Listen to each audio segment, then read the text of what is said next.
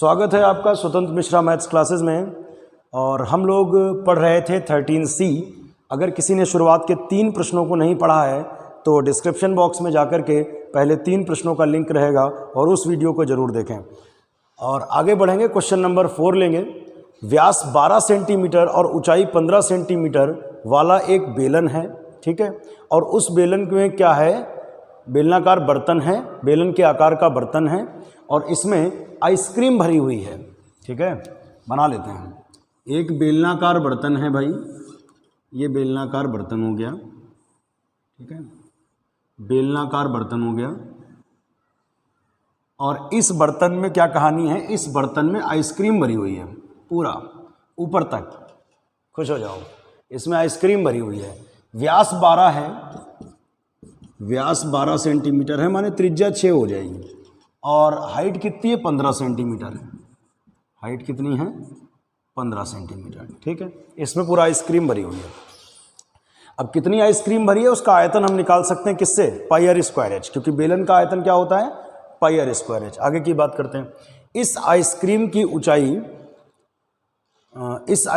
ऊंचाई 12 सेंटीमीटर। इस आइसक्रीम को लिखना चाहिए, इस आइसक्रीम को कॉमा यहाँ पर होना चाहिए। इस आइसक्रीम को जो इसे भरी हुई है, ऊंचाई 12 और व्यास 6 वाले शंकुओं से भरा जाना है, जिसका ऊपरी सिरा अर्धगोलाकार होगा। आप लोगों ने आइसक्रीम खाई होगी, तो अब बेलन में आइसक्रीम नहीं मिलेगी, मतलब इसमें ये स्टोरेज है, इसमें बहुत सारी आइसक्रीम भरी हुई है। और इस आइसक्रीम को शंकुओं से भरा जाना है इस तरीके से। ये क्या है, शंकु है। या आइसक्रीम की कोन वाली आइसक्रीम आपने खाई होगी ज़रूर। और ये शंकुओं से भरा जाना है और ये कह रहे हैं उसका ऊपरी सिरा अर्धगोलाकार है। ऐसा होता है ना आइसक्रीम में, ये ऊपर नहीं होता है, कुछ ऊपर आइसक्रीम ऊपर निकली रहती है, अर्धगोलाकार स्थिति में है, ठीक है। इसमें आइसक्रीम भरी हुई है, इसमें आइसक्रीम भरी है कोन में, और ऊपर तक वो भर देते हैं, तो ऊपर अर्धगोलाकार स्थिति में यहाँ तक आइसक्रीम भरी हुई है। यानी एक आइसक्रीम में कितना आयतन आएगा, यानी एक शंकु का आयतन प्लस अर्धगोले का आयतन। मतलब ये बड़ा स्टोरेज है आइसक्रीम का।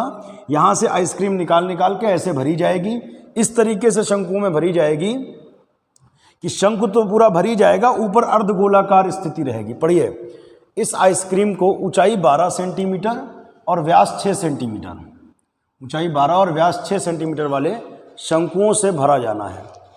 ऊंचाई 12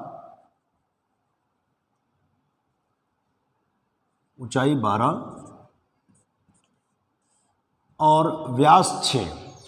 व्यास 6 का मतलब ये दूरी 6 हो गई, तो 6 का आधा कितना हो जाएगा बताओ, 3, ठीक है। ये भी ऊपर कितना हो जाएगा, 3, ठीक है। फिर समझ लीजिए, इस आइसक्रीम को ऊंचाई 12 सेंटीमीटर, ऊंचाई कितनी है 12 सेंटीमीटर और व्यास 6 सेंटीमीटर, व्यास 6। तो अगर व्यास 6 है तो 6 का आधा कितना हो गया, 3, ये 3 हो गया। व्यास 6 तो त्रिज्या कितनी हो गई, 3 हो गई। शंकुओं से भरा जाना है जिसका ऊपरी सिरा अर्धगोलाकार है। इन शंकुओं की संख्या ज्ञात करो जो आइसक्रीम से भरे जा सकते हैं। मतलब इससे कितने कोन आइसक्रीम तैयार हो जाएगी, इसमें से आइसक्रीम निकाल के ऐसे कितने शंकुओं में हम भरेंगे, कितनी कोन्स में हम भरेंगे। कोन माने क्या होता है, शंकु ही तो होता है। कितने कोन हम फिल कर सकते हैं। तो हमने माना n शंकुओं को भरा जा सकता है। जो बात पूछी जाती है उसको हम क्या करते हैं, मान लेते हैं। माना n शंकुओं को, n कोन्स को आइसक्रीम से फिल कर सकते हैं, आइसक्रीम से भरा जा सकता है, ठीक है। माना n शंकुओं को आइसक्रीम से भरा जा सकता है, ठीक। तो आगे हम क्या कहेंगे कि n शंकुओं का आयतन बराबर बेलन का आयतन। मतलब बेलन का आयतन का मतलब बेलन में जितनी आइसक्रीम आएगी, जितना बेलन का आयतन होगा उतना ही तो आइसक्रीम का आयतन होगा। तो बेलन का आयतन बराबर n शंकुओं का आयतन। जैसे मान लो एक एग्जाम्पल दें कि इससे 2 आइसक्रीम इस तरीके की तैयार की जा सकती हैं। तो हम ये कह सकते हैं कि बेलन का आयतन बराबर 2 कोन्स का आयतन प्लस अर्धगोले, ये इसका आयतन भी जोड़ के। अगर n शंकुओं को आइसक्रीम से भरा जा सकता है तो हम यही कहेंगे कि बेलन का आयतन, या चलो अलग अलग निकाल लेते हैं, पहले आइसक्रीम का आयतन निकाल लेते हैं। लिखेंगे आइसक्रीम का आयतन, आइसक्रीम का आयतन मतलब बेलन का आयतन। तो बेलन का आयतन कितना हो गया बताइए, पाई आर स्क्वायर एच। इसमें रेडियस कितनी है, 12 का आधा कर दो 6, तो पाई 6 स्क्वायर इंटू हाइट, हाइट कितनी है 15, तो 6 का वर्ग हो जाएगा 36 गुणे 15। इसे इक्वेशन 1 बना के यहीं पे होल्ड कर दीजिए, ठीक है। अब n शंकुओं का आयतन,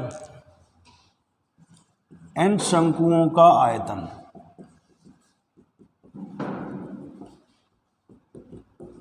बराबर n इंटू, ये जो आइसक्रीम तैयार हो रही है ये दो चीज़ों से मिलकर के बन रही है कि शंकु का आयतन प्लस अर्धगोले का आयतन।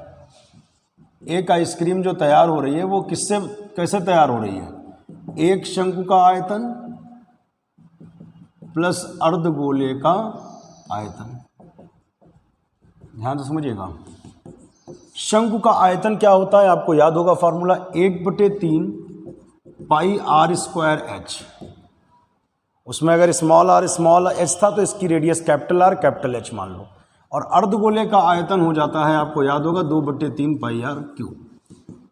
यहाँ से कॉमन निकाल लो भैया, कितना आएगा, पाई/3 आ जाएगा, यस, और आर आ जाएगा, पाई/3 आर निकाल लो, पाई/3 आर स्क्वायर से आर निकाल लिया तो यहाँ पे आर बच गया, ठीक है, और पाई/3 आर स्क्वायर निकाल लो, बल्कि पूरा पाई/3 आर स्क्वायर, पाई/3 आर स्क्वायर ले लिया तो यहाँ पर एच बचा, और यहाँ से भी पाई/3 ले लिया तो 2 बचा पहली बात, आर क्यूब से आर स्क्वायर ले लो तो आर बचा, n इंटू पाई/3 आर स्क्वायर, आर बताइए कितना है, रेडियस कितनी है 3, 3 का वर्ग करो तो 9, और हाइट कितनी है कोण की 12, 12 plus 2 times of radius, radius is 3, तो 3 तिया 9, 3n पाई, और बताइए 3 दूनी 6, 6 और 12 18, 18 तिया 54 n पाई।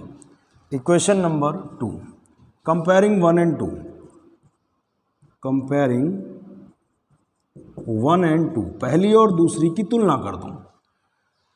अब एक बात बताइए, n शंकुओं का आयतन कितना निकला 54 n पाई, और आइसक्रीम का आयतन कितना निकला पाई गुणे 36 गुणे 15, पाई गुणे 36 गुणे 15, तो पाई पाई कैंसिल हो गया, n बराबर कितना होगा 36 गुणे 15 बटे में कितना आएगा 54, तो कितना हो जाएगा, इसे अगर हम काट लें 18 दूनी 36 और 18 तियाँ 54, 3 पचे 15 और 5 दूनी 10। इसका मतलब इस जो बेलन में टोटल आइसक्रीम भरी हुई थी इससे 10 शंकुओं को भरा जा सकता है, जिसमें ऊपर की स्थिति अर्धगोलाकार होगी। 10 हमारा आंसर है। Next question is question number 5। सवाल है, व्यास 7 मीटर और 20 मीटर 7 मीटर व्यास है और 20 मीटर गहरा एक कुआं खोदा जाता है। अच्छा, जो कुआं खोदेगा वो होगा क्या, बेलन होगा। आप कुएं के पास खड़े होकर देखिए, कुआं मतलब बेलन। तो एक कुआं खोदना है, ध्यान से समझिएगा। एक कुआं हमने खोद लिया, एक कुआं हमने खोद लिया, ठीक है, एक कुआं हमने खोद लिया और इसका जो व्यास है वो कितना है, 7 मीटर है। व्यास कितना है बोलो, व्यास 7 मीटर है। तो इसकी रेडियस कितनी हो जाएगी, जो त्रिज्या होती है वो व्यास की आधी होती है, तो इसकी रेडियस हो गई 7/2। लिखते चले, मान लेना माना कुएं की त्रिज्या स्मॉल आर है, then small r is equal to 7/2 metre.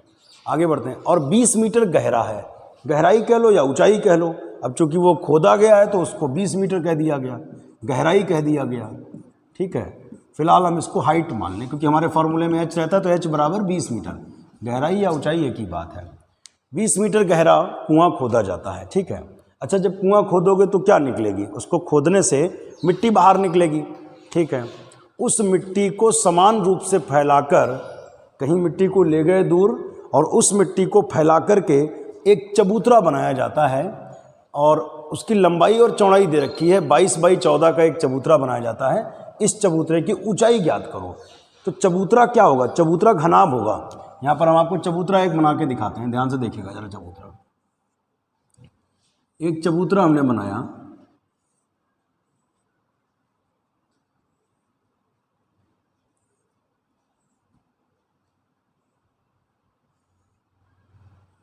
एक चबूतरा बनाया जाता है, ठीक है, एक चबूतरा बनाया जाता है। इसको थोड़ा बिगाड़ दिया जिससे आपको दिखाई लगे चबूतरा। ये चबूतरा बनाया गया और चबूतरा एक बनाया गया। इस चबूतरे की लंबाई कितनी है? 22 है, लंबाई 22 मीटर है। चौड़ाई कितनी है? 14 मीटर है। और ऊंचाई हमको ज्ञात करनी, मान लिया ऊंचाई h है। समझ में आ गई होगी बात। फिर से एक बार पूरा क्वेश्चन रिपीट कर दें। एक कुआं है, उसकी गहराई 20 है और व्यास कितना है? 7 है। त्रिज्या जो होती है व्यास की आधी होती 7/2 मीटर। गहराई कितनी है? 20 मीटर। जब इसे खोदा गया तो यहाँ से मिट्टी निकली। वो मिट्टी ले जाकर के हमने क्या किया? उस मिट्टी से हमने एक चबूतरा बनाया। उसकी लंबाई इतनी है, चौड़ाई इतनी है, ऊंचाई इतनी है। मान लिया ऊंचाई h है। अच्छा, जो जितना मिट्टी यहाँ से निकली, ध्यान से सुनना, आप क्वेश्चन का टर्निंग पॉइंट कहने जा रहे हैं। जितनी मिट्टी यहाँ से निकली उसी से तो चबूतरा बना। यानी हम ये कह सकते हैं कि इस मिट्टी का आयतन बराबर घनाभ का आयतन। इस मिट्टी का आयतन माने बेलन का आयतन। बेलन का आयतन जितना होगा उतनी तो मिट्टी बाहर निकली होगी। तो अब मेरी बात ध्यान सुनना, बेलन का आयतन बराबर घनाभ का आयतन। रीज़न, क्योंकि कुआं खोदने से निकाली गई मिट्टी से ही चबूतरा बनाया जाता है। तो हम ये कह सकते हैं कि कुएं का आयतन बराबर चबूतरे का आयतन।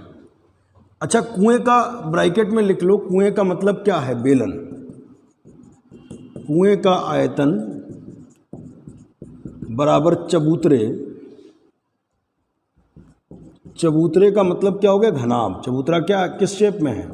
घनाभ की शेप में। चबूतरे का आयतन। अच्छा जी, तो कुएं का आयतन का फॉर्मूला याद होगा, πr² होता है। और बेलन का आयतन क्या होता है? LBH। ऊंचाई दो जगह यूज हो रही है, इसकी ऊंचाई अलग है तो इसकी ऊंचाई को हमने स्मॉल h लिखा, तो उसकी ऊंचाई को हमने कैपिटल H लिख लिया, LBH। मान लिया कुएं की ऊंचाई स्मॉल h है, तो स्मॉल h की वैल्यू कितनी हो गई बता दो भैया? 20 हो गई। पाई को आप 22/7 लिख लीजिएगा। रेडियस कितनी है? रेडियस है 7/2। 7/2 का स्क्वायर यानी उसको 2 बार लिख दो, 7/2 × 7/2।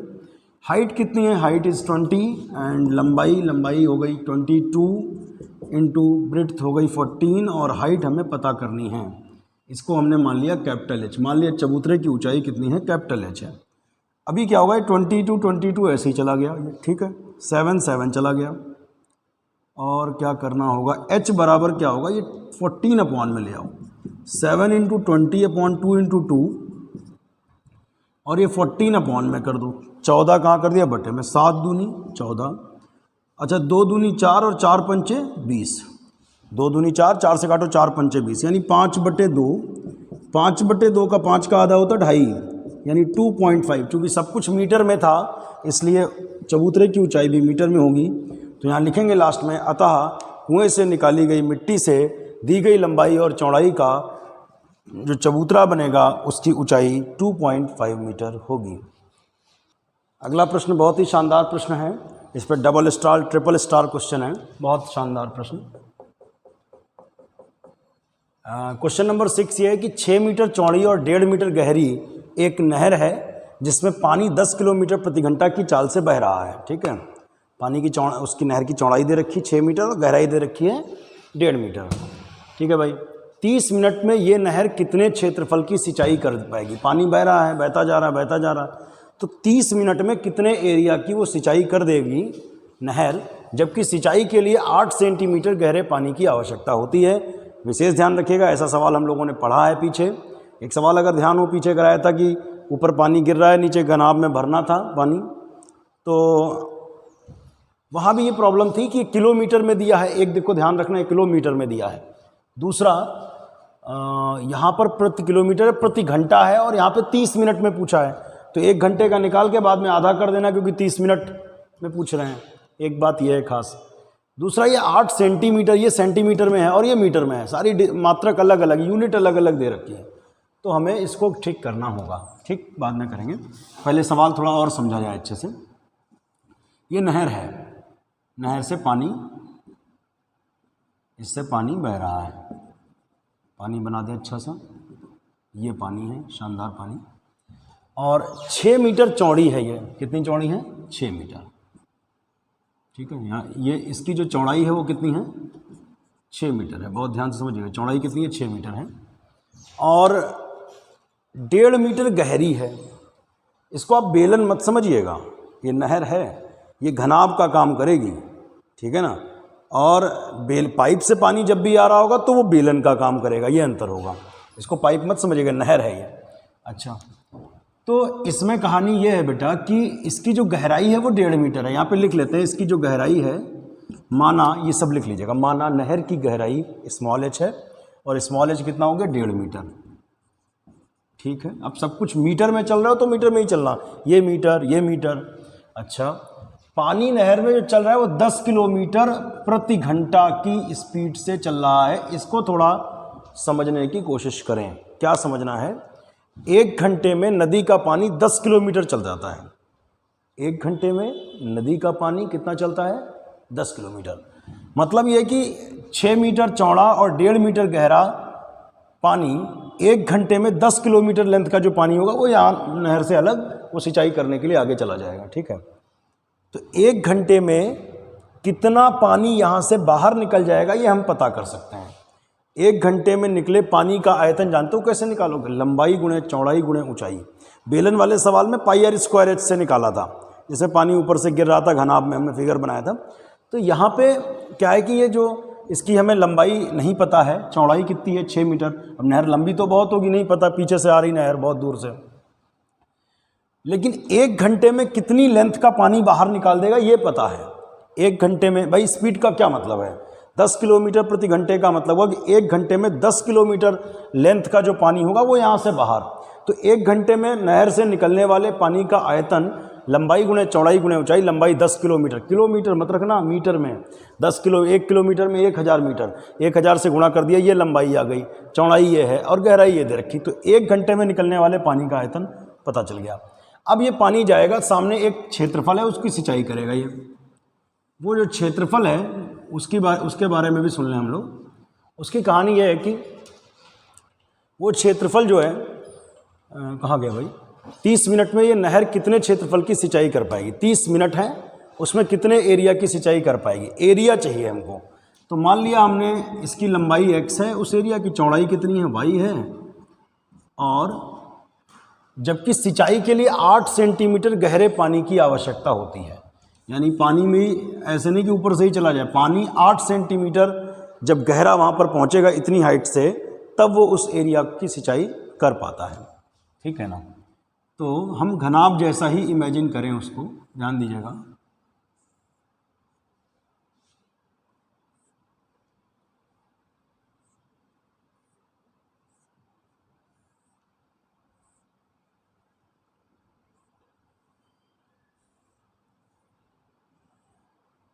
ये रफली बना दिया है।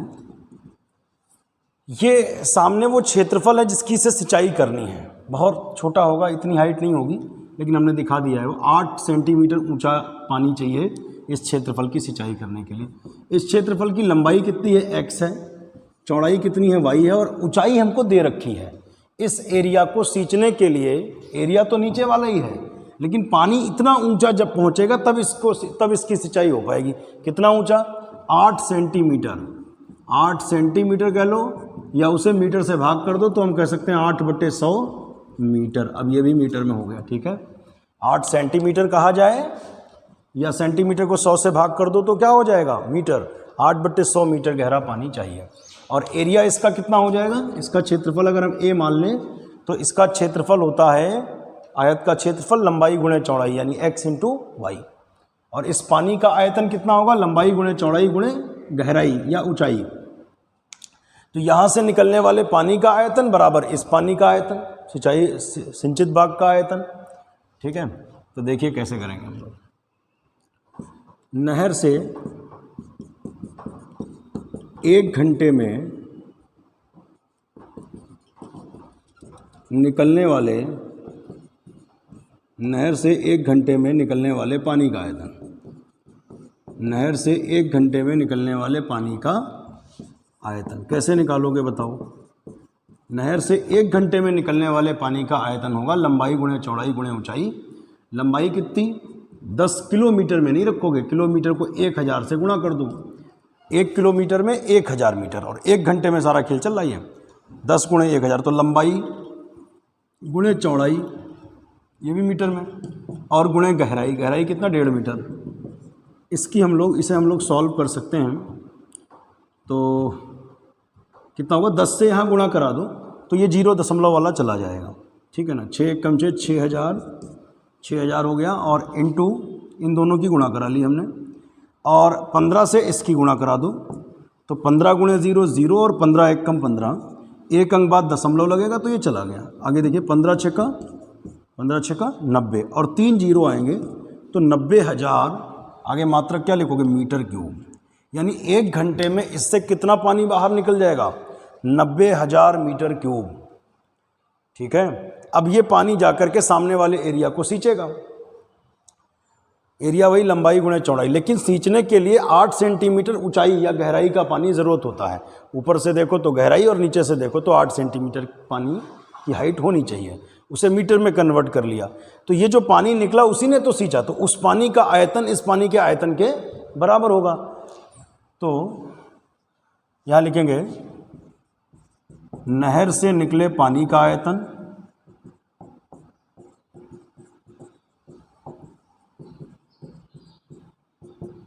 बराबर दिए गए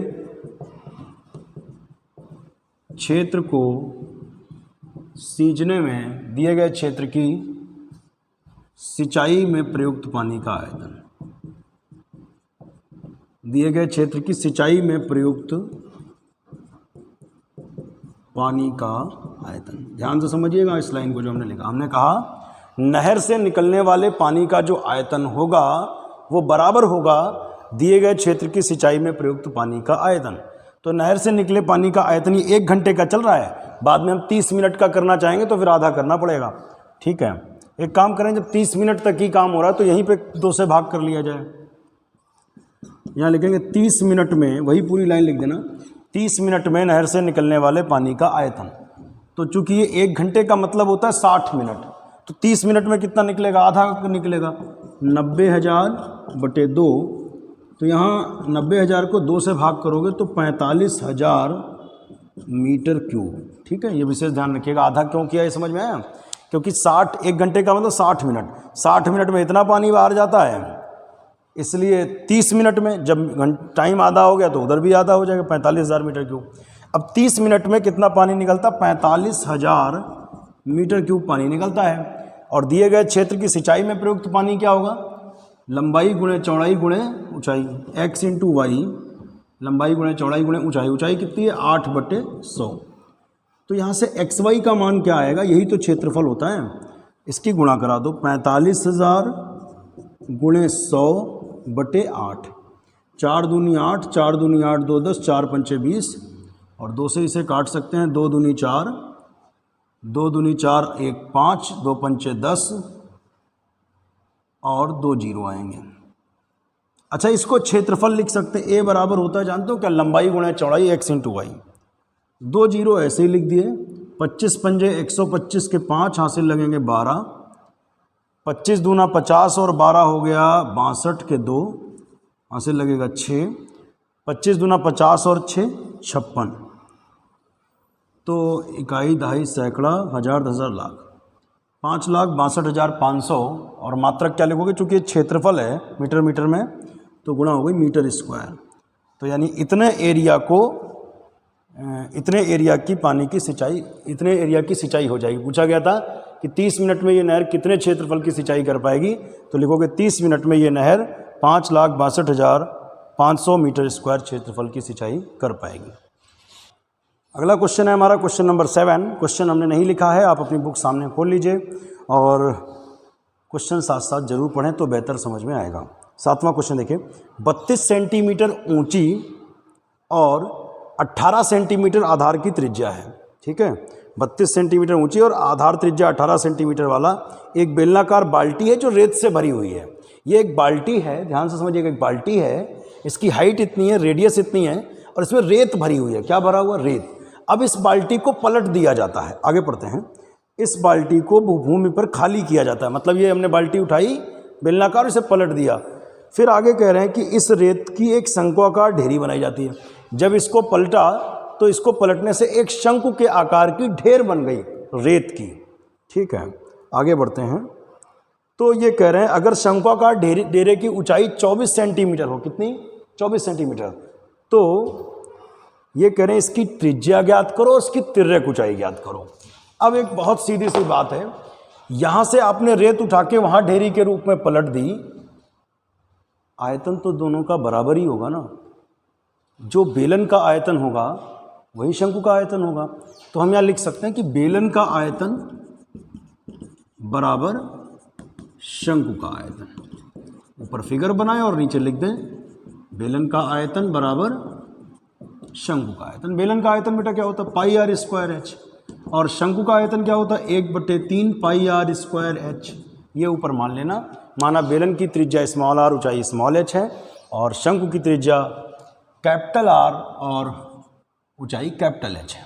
वरना तो ऐसे ही कट जाएगा सारा, पाई पाई कैंसिल हो जाएगा। आर स्क्वायर एच, इसकी रेडियस कितनी? 18। 18 स्क्वायर मतलब 18 × 18 into height. Height is 32 is equal to 1/3 into radius. Radius हमें फाइंड करनी है, और हाइट कितनी दे रखी? 24।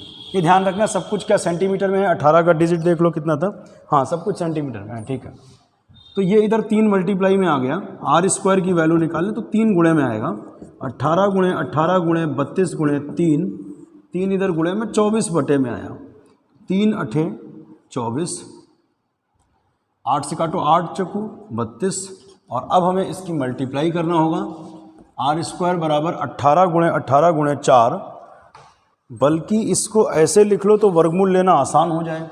18 को 9 × 2 या 18 स्क्वायर सीधा बन रहा है, हाँ ठीक है, 18 स्क्वायर इंटू 2 स्क्वायर। ठीक है, 18 18 2 12 18 स्क्वायर, और 4 माने 2 स्क्वायर। अब वर्गमूल लेंगे तो स्क्वायर स्क्वायर स्क्वायर हट जाएगा, तो 18 × 2 आ गया, 18 दूनी 36। तो इसकी त्रिज्या कितनी हो गई?